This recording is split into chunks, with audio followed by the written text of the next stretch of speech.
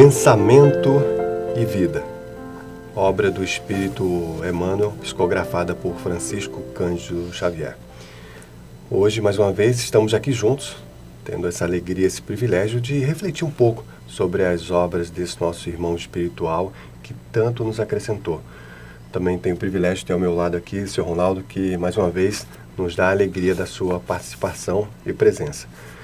Vamos ler a obra de Emmanuel, o capítulo 5. Boa tarde, né? Boa tarde. Boa tarde a todos, irmãos e irmãs de caminhada. Como nosso irmão Hugo apresentou, vamos ler uma mensagem de Emmanuel e fazer os nossos comentários. A mensagem número 5, Educação. Disse-nos o Cristo: brilhe vossa luz.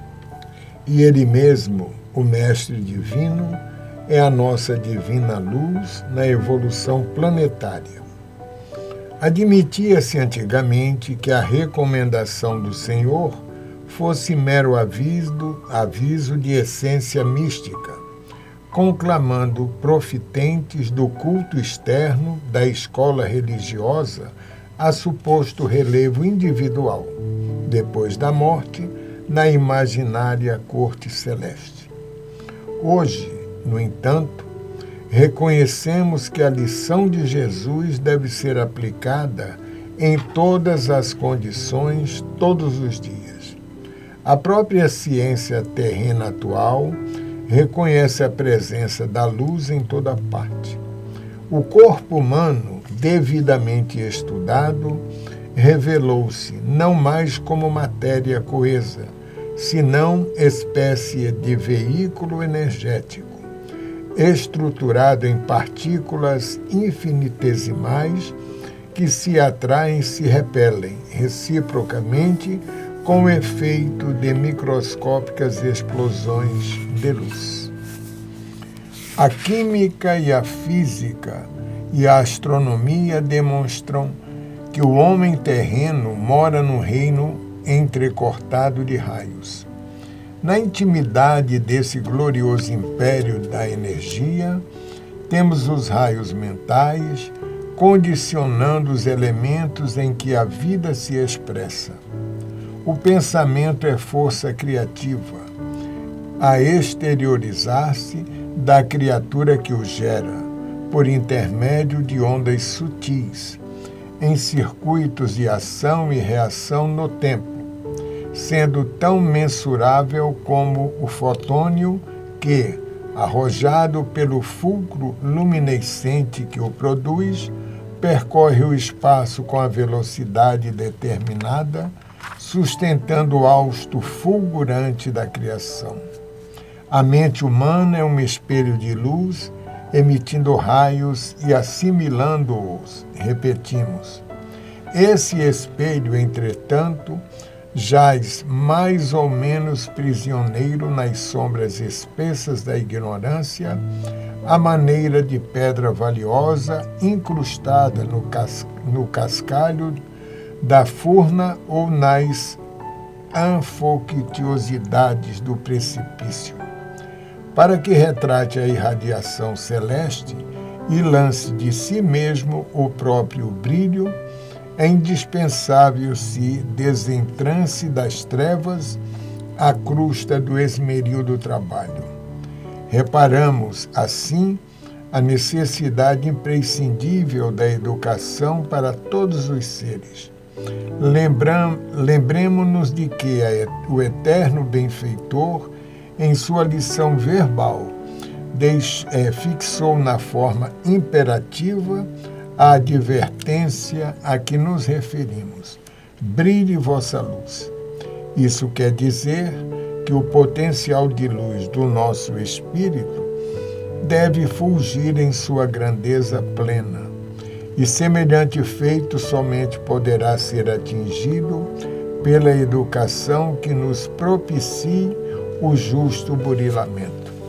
Mas a educação, com o cultivo da inteligência e com o aperfeiçoamento do campo íntimo, em exaltação de conhecimento e bondade, saber e virtude, não será conseguida tão só à força de instrução que se imponha de fora para dentro, mas sim com a consciente adesão da vontade que, em se consagrando ao bem por si própria, sem constrangimento de qualquer natureza, pode libertar e polir o coração, nele plasmando a face cristalina da alma, capaz de refletir a vida gloriosa e transformar, consequentemente, o cérebro em preciosa usina de energia superior, projetando reflexos de beleza e sublimação. Que coisa linda, né? Incrível. Lembramos que, como sempre, gostamos de refletir aqui. Não temos a pretensão de aprofundar, de esgotar os ensinamentos de Emmanuel. Um livro tão pequeno no tamanho, mas gigantesco na sua importância, nos seus ensinamentos. A começar, Sr. Ronaldo, da primeira frase. Brilhe vossa luz. Que nosso Mestre Jesus já nos dizia. E por que ele dizia? Inclusive, ele também nos orientava. Vós sois deuses, podeis fazer o que eu faço e muito mais. Jesus sempre atribuiu ao outro a capacidade do milagre que recebia. Mas é incrível, porque como recebeu o milagre, e Jesus falava, a tua fé te curou, a tua fé te salvou.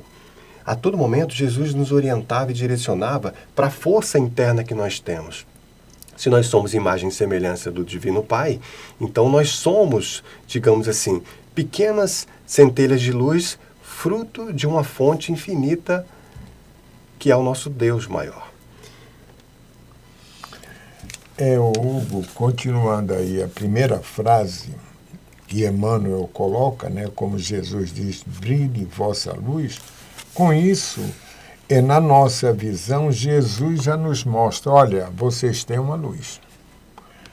À medida que a gente vai trabalhando dentro do processo educação, né, como é o título, na visão espiritual, nós temos que, à medida que trabalhamos e nos educando, a nossa luz começa a brilhar realmente. Sim.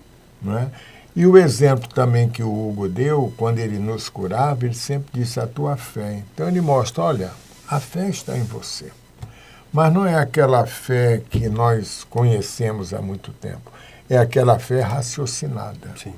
Que a doutrina nos mostra. Emmanuel também, lá atrás, quando era um senador, ele não sabia que ele tinha aquela luz. Isso na minha visão. Sim.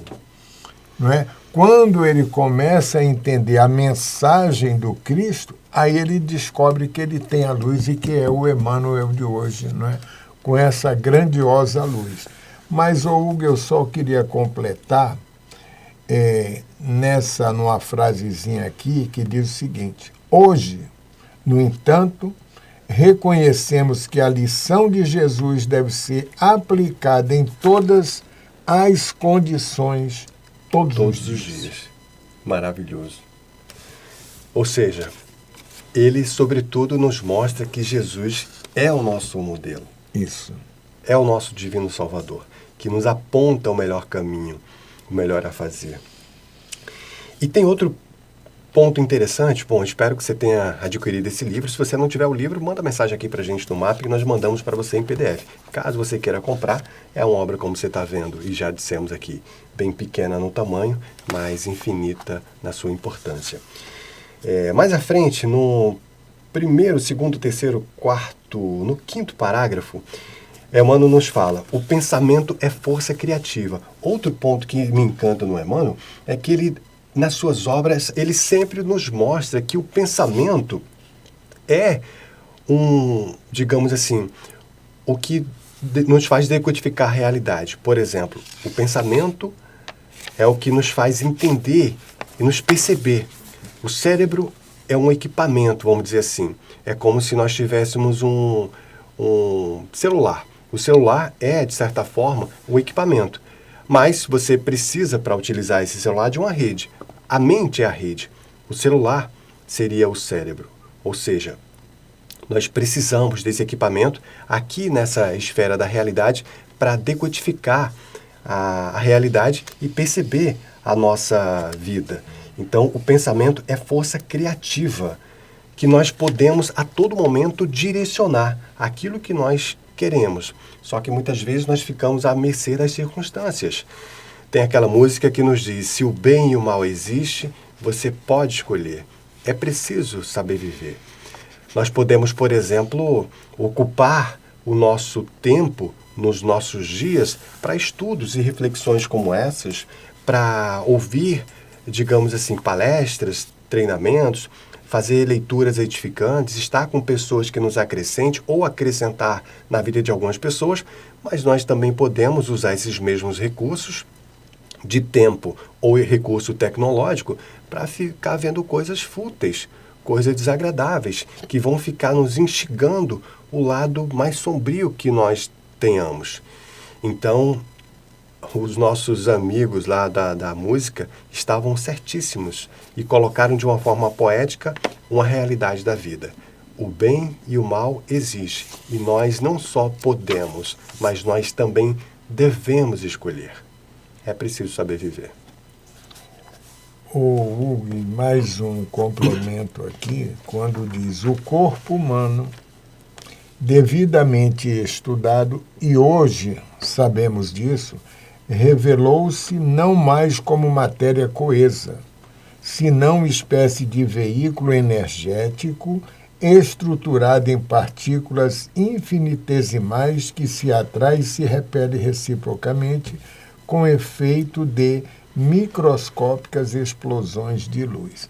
Então a gente percebe, quando Jesus disse, brilhe a vossa luz, ele já sabia dessa explicação aqui. Não é? Como funciona essa luz? Sim. Jesus, eu costumo dizer que além da grande sensibilidade, a maior de todas que nós tivemos até então, a grande mediunidade, a maior de todas até então, e sua infinita inteligência, ele enxergava coisas que nós ainda nem imaginamos e ele sabia da nossa pequenez no quesito de entendimento, mas também sabia das nossas potencialidades, como dissemos ainda há pouco. Brilhe vossa luz, já nos dizia o nosso mestre. Então Jesus, além de tudo, tinha um poder de síntese e uma didática incrível, porque ter a visão que ele tinha, entender tudo o que ele entendia e, digamos assim, fragmentar esses ensinamentos para o nosso entendimento, é uma visão para alguém da sua envergadura. Então, ele era realmente incrível.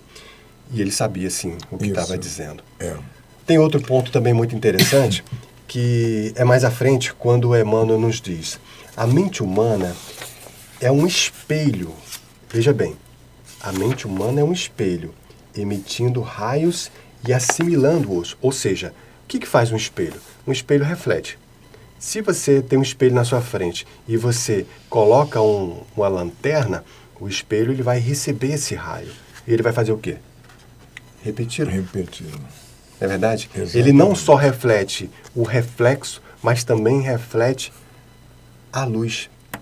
Então, nós refletimos a luz divina. Ou não. Aí voltamos para a brincadeira que nós fizemos ainda há pouco sobre a música, né? Se o bem e o mal existe, você pode escolher. Nós podemos escolher refletir a luz, ou seja, principalmente no momento de rede social, porque há 20 anos nós não tínhamos esses recursos maravilhosos que nós temos hoje. Mas são recursos maravilhosos que também podem ser recursos problemáticos. Mas aí a pergunta que não quer calar: você usa o seu tempo, sua energia, seu conhecimento, os recursos que você tem para refletir a luz ou o contrário dela? Então, perfeito. Temos muito o que conversar, não é verdade? Isso. Então, agradecemos a oportunidade, né, da mensagem de hoje e em breve retornaremos com uma nova mensagem que o nosso Hugo escolhe. Muito obrigado a vocês, irmão, pela audiência. Agradecemos a todos e olha, o estudo continua. Tem muita coisa que você pode aprofundar nesse capítulo. Que Deus te abençoe. Até breve. Até breve.